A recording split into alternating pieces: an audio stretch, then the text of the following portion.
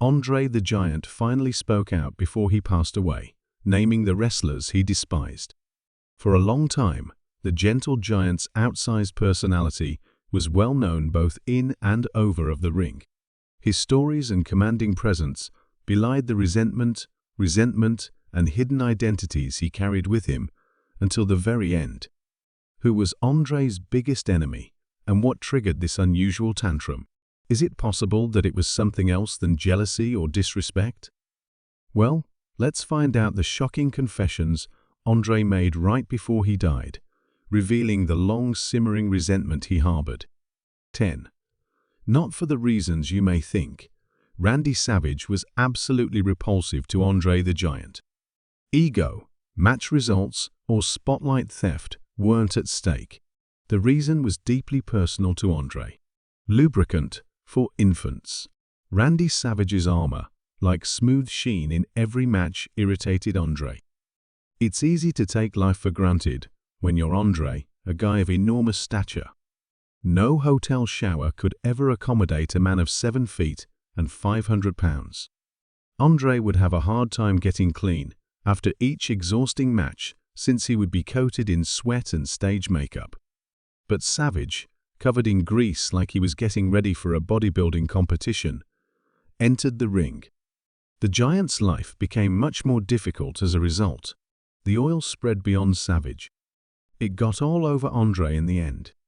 And each time it did, it necessitated yet another tedious, nearly impossible scrub down. That wasn't all Andre felt. He was furious. Randy was aware that Andre despised it, according to Lanny Poffo, Savage's own brother. The word got out. Randy, though, would have none of it. One of Andre's tricks is that he is a giant, and he snapped once. My oil is for infants. Making an exception for Andre was like walking on a precipice, in Randy's view. In his defense, he said that I'd have to make them all if I made one for him. He had an air of defiance about him. He was obstinate, focused, and driven. Having that kind of attitude, however, got you nowhere in Andre's world, particularly when it meant making things even more challenging for yourself. Andre may be a pain as well. You would have known if he disliked you. He was unnecessary in stating that. He would give you a good hard fight in the ring. As soon as he felt mistreated, he stopped playing games. After Randy insisted on continuing to apply the baby oil, Andre ceased being so coy. Their battles were intense, and the banter between them backstage was as icy as a hotel floor. Although Randy had the bravery to refuse to back down, he paid a heavy price, a price that was distinctly French. Number 9. Hulk Hogan. Truthfully, Andre the Giant had nothing good to say about Hulk Hogan. This is due to the fact that Andre hails from an era where wrestling was highly esteemed and guarded as a family secret. In contrast, Hogan was youthful, boisterous, and disrespectful, at least in Andre's opinion. He was ostentatious, confident, and thought he could match the Giant's strength and size. Erroneous move. Andre didn't consider Hogan to be on par with him in those early years. To him, he was just another young man acting tough in a field he was still learning about. Consequently, he vigorously assaulted him. Not in a warm and welcoming Hollywood style. It was Andre's intention to make sure Hogan felt every slam and bump. "You don't belong here yet," was his way of putting it. Hogan came clean later on about how Andre had zero tolerance for haughtiness and indifference toward those who hadn't done their share. He admitted to himself that he enjoyed thrashing but Andre wasn't a vengeful old behemoth. Too much affection for the business for him to let just anyone walk in and make it a circus. He didn't find wrestling entertaining. To him, it was an art form, and he would do anything to preserve his trade. Everything changed when Hogan stopped acting and started learning, when he began to treat people with respect. However, the underlying tension remained. Hogan had already been the industry heavyweight champion by the time WrestleMania III arrived around. The limelight, the admirers, and the merchandise were all on him. He was still frightened behind the scenes, though, angry at Andre, the man who might make or ruin that moment. And for a valid cause. Even by mistake, you didn't cross Andre. Because Hogan was so anxious, leading up to the match, he made a detailed plan, something that had never been done before. According to Hogan himself, there would have been a crimson and yellow stain on the ring if Andre had realized that Hogan had staged the fight. That's the seriousness of the terror. Ignoring his better judgment, Andre went along with the plan. Even if he didn't develop an instant crush on Hogan, Andre respected the situation, and, maybe for the first time, the man. According to Bobby Heenan, Andre's manager at the time, Andre realized this was his final major run. He decided to hand the torch over. Andre would have crushed Hogan that night in the ring if he had wanted to. Big John Studd, number 8. Big John Studd was the one man who really put Andre the Giant's patience to the test time and time again. Instead of merely competing against Andre, Studd sought to succeed him. His initial error was that neither was he subtle about it. In his travels, he boasted about his impending status as a titan. Just that he was big didn't stop him from taking growth hormones. That was disrespectful to Andre. Picture this. You approach the one man who was the definition of giant and announce your intention to seize his kingdom. It would be more fitting to scorn the reputation he established. During a notorious match in Des Moines, Iowa, Studd did something that was completely unrelated to promos or fists. He traversed the upper rope. Although it may appear insignificant, that was Andre's move, symbol, and moment in wrestling's unwritten code. Not to do that, he had gently but forcefully warned Studd on multiple occasions. Still, Studd persisted in doing it. On that fateful night, Andre lost it. He was so dominant that Studd grabbed the man's belongings, stormed out of the locker room, and never returned. Later that night, he disappeared. Maybe Andre never considered it. If you ever wanted to know if the animosity was one-sided, well, Studd learnt his lesson and kept his distance.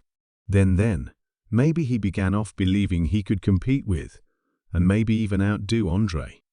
Such rhetoric, however, quickly fades when one is buffeted by a 500-pound mountain of wrath and pride. 9. Kamala. You would believe Andre and Kamala were destined to fight each other if you saw them in the ring together. Arenas around the nation will play host to the epic showdown between two gigantic, outsized titans. However, Andre's hate of Kamala was hidden behind the scenes. It all began in 1982, when Kamala, then known as James Harris, was just starting out. Unfortunately, his debut bout against Andre the Giant ended in a loss. This is a common occurrence in wrestling. Thus, it was just an error. However, Andre did not gracefully deal with it. In the thick of the action, he yelled out the insult "dumb SOB" directed towards Kamala. He subsequently charged at him. As a result, Kamala resisted. With no script and no performance whatsoever, there was just the ring, with punches flying. Wrestling was no longer the focus. On a personal level, only the first night had been covered. A .357 Magnum was found in Kamala's pocket the following night. Stepping into Andre's changing room, Kamala pointed his finger at the Giant's nose and, for protection, rested his hand on the revolver. You would have thought Andre would have refused to back down, but as soon as Kamala rose to her feet, Andre's fists sprang upward. He apologized to his employer, saying, "I didn't mean it," while wearing a wide grin. Not because Kamala was taller, but because he had had enough, he retreated. Things started to shift after that. After that, Andre stopped being hostile toward Kamala. Do not mistake the insinuation of respect for friendship. It was imposed by force. Andre wasn't the benevolent giant that viewers adored on television, as Kamala revealed in subsequent years. Kamala stated he was rude and unruly, floating, disrespectful toward fans and boys alike. Despite the fact that Andre did manage to set up battles with Kamala across the nation, the mutual regard was tense. Honestly, Kamala didn't have much faith in him. In anticipation of another outburst from the behemoth, he maintained the pistol close by for some time. I think it's safe to say that Andre never forgot that moment, even if he didn't detest Kamala afterward. People stopped avoiding Andre for a change. He couldn't get the feeling that he was the one constantly defending himself. It may have humbled him, or it may have taught him something. Number 6. The Super Warrior. The Ultimate Warrior personified all that Andre saw as wrong with wrestling's current trajectory. Disrespectful, loud, careless, and impossible to teach. It hinged on the Ultimate Warrior's attitude toward the ring and, more crucially, toward the spectators. Andre was already in agony as he and the Ultimate Warrior entered the ring together. His back was in shambles, and he was just clinging to his knees as his body gave up. But he kept showing up and keeping performing because that's what experts did. Unstoppable as a bull in a china shop, the best fighter shredded through contests. Completely unconcerned with his opponent's well-being, he shows zero regard for timing or subtlety.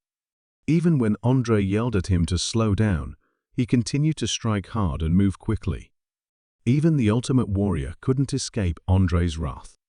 A thoughtless moment occurred during the Ultimate Warrior's early house show runs. Unexpectedly, his rigid and untamed body rammed into Andre's. Andre had had enough by that time. Revelries of the behemoth, knocking down the Ultimate Warrior, circulated like ghost stories in the locker room. A single strike to drive home the point that disrespecting the business was more important than looking like a comic book hero. On the other hand, the Pioneer. Squash matches, brief encounters in which Andre hardly had to move, were staged in certain towns as a cover-up. Though he despised those as much, they paled in comparison to his aversion to actually ringing with the Ultimate Warrior. Instead of enduring 2 minutes of mayhem, he opted for the 10 seconds that saved him. To put it simply, he despised being in the path of the Ultimate Warrior. Despite this, strangely enough, it didn't appear that the animosity was publicly reciprocated. That level of poison was never uttered by the Ultimate Warrior. Perhaps he failed to perceive it, or perhaps he merely did not give a damn. It was the way of the Ultimate Warrior. His focus was entirely on his own mystique and the power of unknown parts. He couldn't care less about Andre, the Giant's opinion of him.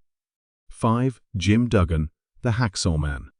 While Andre the Giant's relationships with many in the wrestling industry were tense, his connection with Hacksaw Jim Duggan was more intimate.